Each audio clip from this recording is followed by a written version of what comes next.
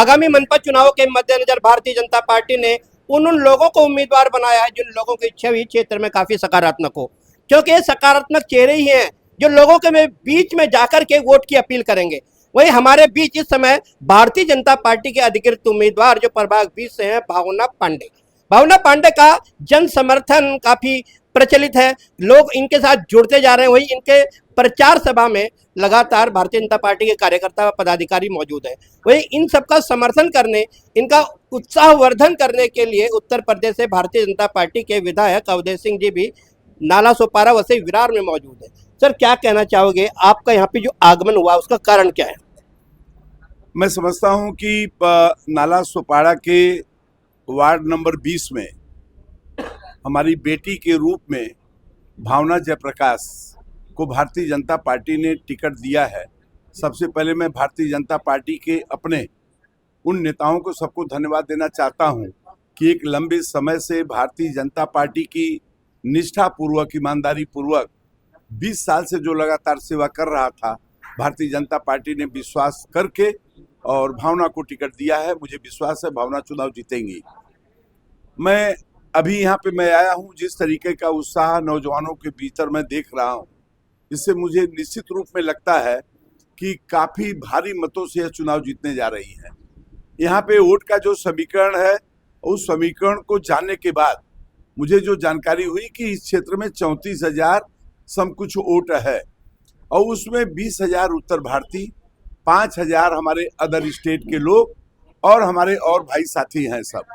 मुझे पूरा विश्वास है कि उत्तर भारतीयों ने यह इतिहास कायम किया है कि उत्तर भारतीय एक साथ मिल करके, जब लोग विधानसभा का चुनाव जब हो रहा था, उस विधानसभा के चुनाव में मैं निश्चित कह सकता हूं इस बात को कि भारतीय जनता पार्टी की सरकार बनाने में हमारे उत्तर भारतीयों की बहुत बड़ी भूमिका है और उत्तर भारतीयों ने निसंकोच सरकार बना करके हमारे महाराष्ट्र के शिरोमणि नेता देवेंद्र फडणवीस जी को कुर्सी पर बैठाया है और कुर्सी पर बैठने के बाद उन्होंने जिस तरीके का जो एक आम लोगों में जो एक कार्य करने की जो उनके एक चीज छवि हुई है, मैं समझता हूँ वह भी अपने आप में एक अनुकरणीय है।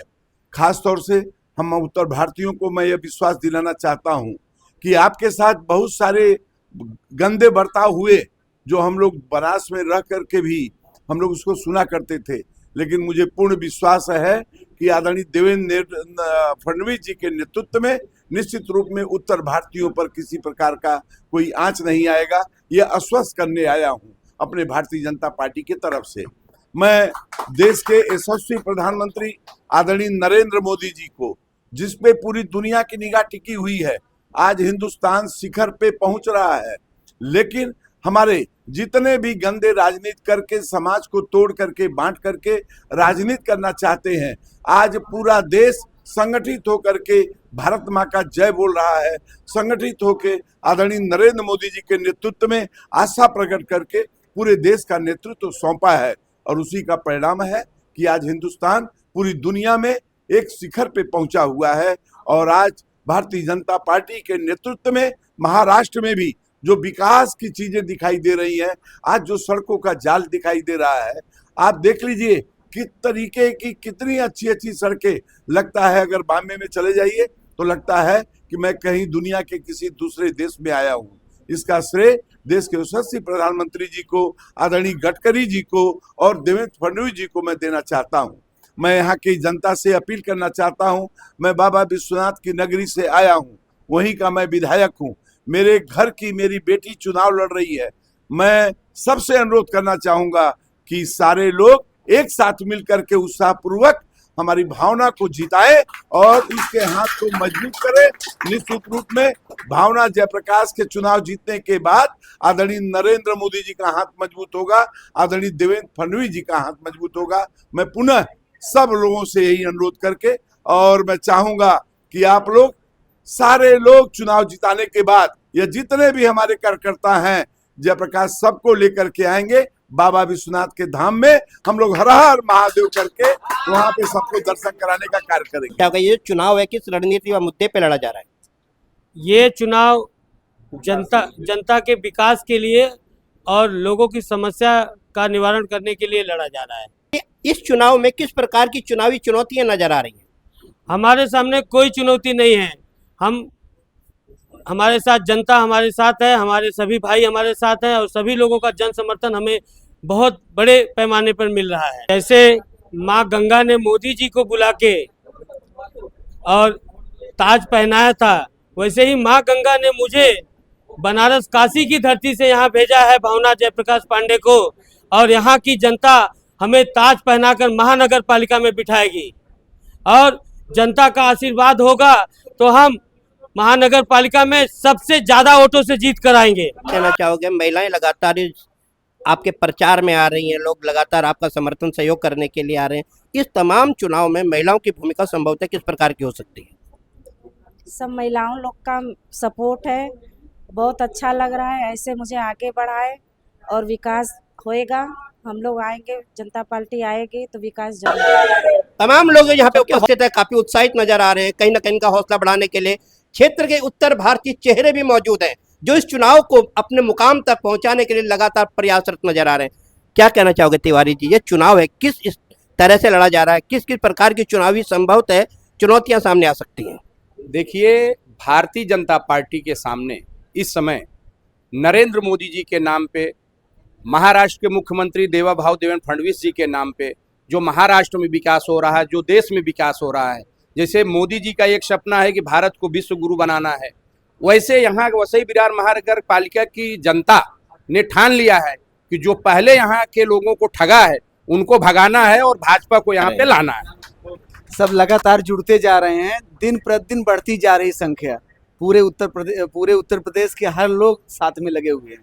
सीन साफ है, हमें किसी और से वोट नहीं लेना है।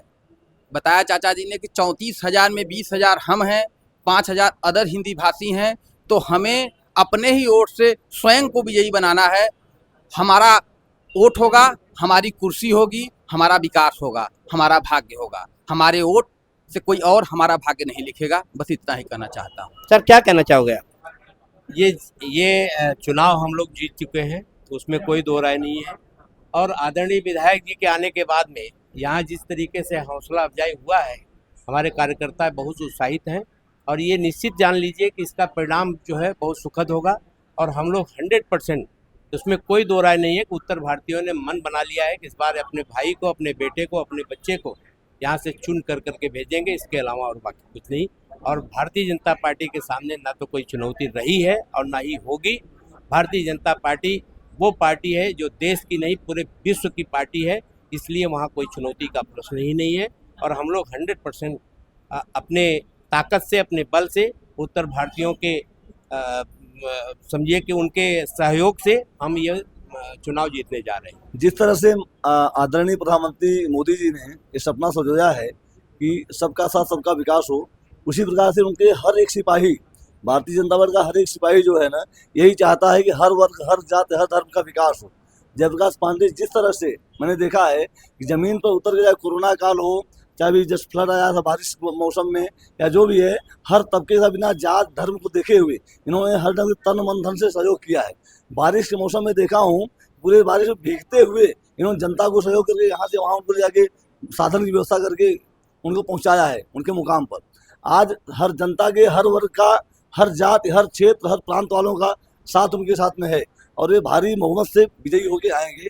ये जनता इनको मन में विचार बना लिया है कि जयप्रकाश पांडे, उनकी जो हमारी अनुबंधु हैं भावना पांडे को जिता करके नगर पालिका में अपना प्रतिनिधि बना के भेजेगी और ये 100% होके रहेगा।